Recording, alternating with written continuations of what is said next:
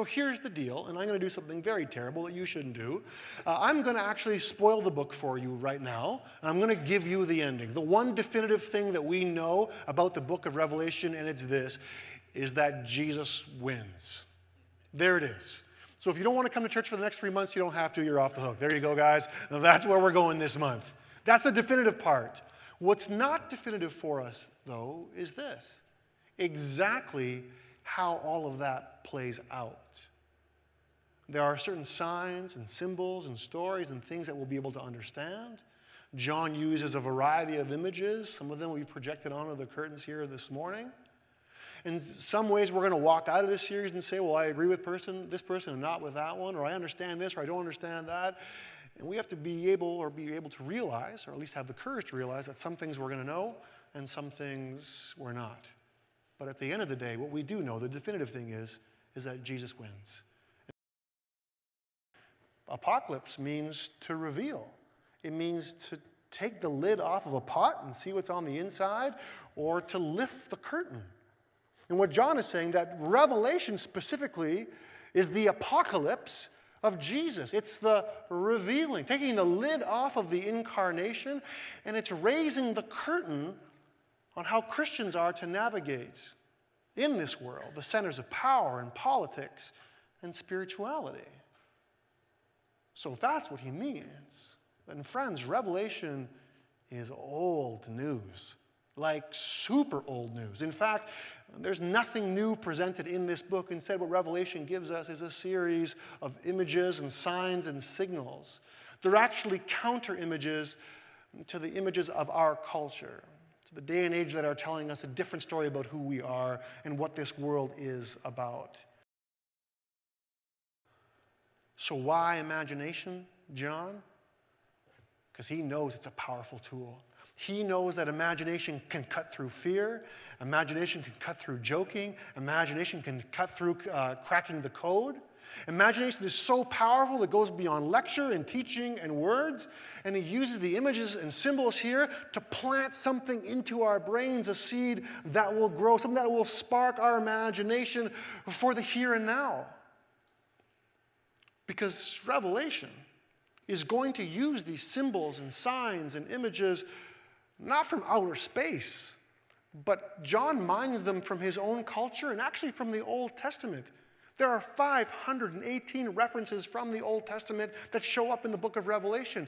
Remember, I said it's old news. There's nothing really new there. The cool thing is, though, that John doesn't quote any of these sources verbatim because he doesn't want us just to have it like rote or just a script that we memorize and say when we're prompted. No, he wants this good news of what God is doing to be recreated in us in the here and now. That prophecy is more about declaration than it is about prediction. It's a declaration in the sense that it tells us what is real when it's hard to discern truth from lies and good from evil. So prophecy doesn't mean it's some crazy prediction for the future. No, prophecy is a contradiction of the present. So from there, he says in verse 3, blessed are you who hear these words and who keep them.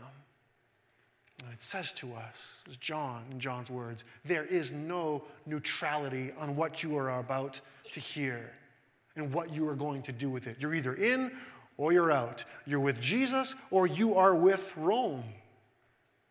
So then again, for us, Revelation isn't about unlocking some distant, creepy future.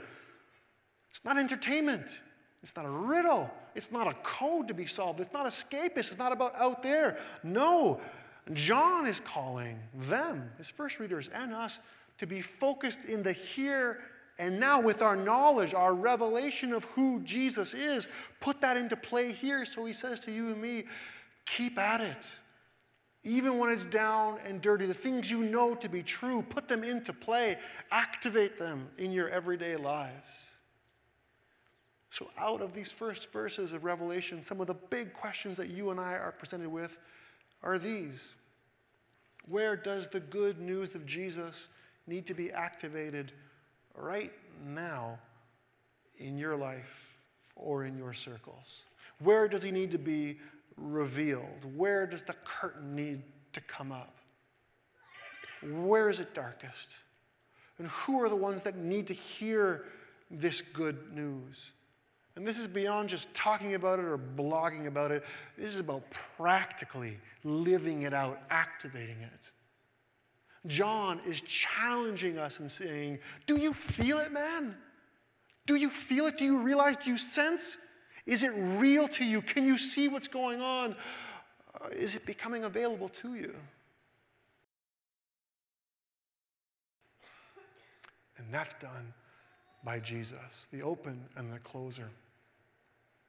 The example, the prototype, the author, the finisher is making everything new.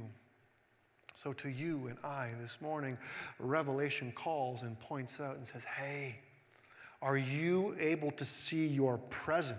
Whatever that means, whether you're riding high or heavy under the weight of the world, are you able to see your present self in light of the arche and of the telos, the one who started it and the one who has already finished it? Revelation says to you and me, are you able to look past your own reality, look through the images and illusions of Rome and the empire and the stories and the culture that we find ourselves in? Can you look past that and realize, hey, there's more out there?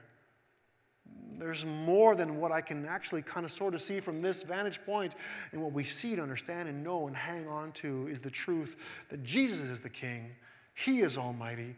And he is ruling over everything, even now. So even though things may be dark and heavy for you, Revelation says things are not only as they seem.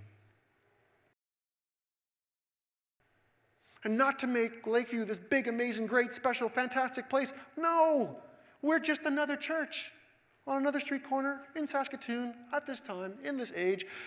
But we need to be the church for this time, for this age, for this street corner. And this is your shift. This is your turn. So get on with it. Be a priest of this new creation by being about what the Father is doing. But I want to frame this communion meal for us this morning in a little bit of a different way than we usually do. And I want you to hear it clearly. That this meal is about remembering and resistance. So eat it in solidarity with Jesus, in defiance of the empire, and for the energy and sustenance you need to keep at the Christian way. But it's not only that.